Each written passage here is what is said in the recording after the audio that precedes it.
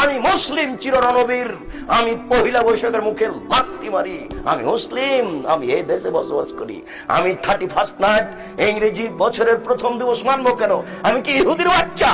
আমি কি খ্রিস্টানের বাচ্চা?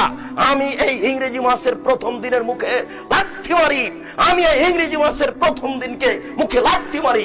তুমি কার পুরুষ? তুমি কার পুরুষের বাচ্চা? তোমার শরীরে পুজ আছে, তুমি মূর্খ, তুমি বর্বর, তুমি অসভ্য।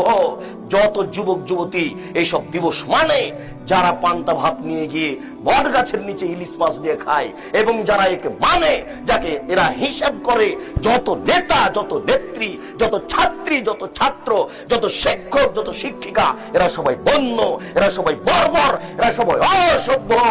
যারা এইসব দিনকে পালন করে, আমি আব্দুর রাজ্জাক যদি তাদের মুখ প্রমাণ না করতে পারি, আমি জাতির সামনে জিন্দেগিতে আর কোনোদিন আসবো না।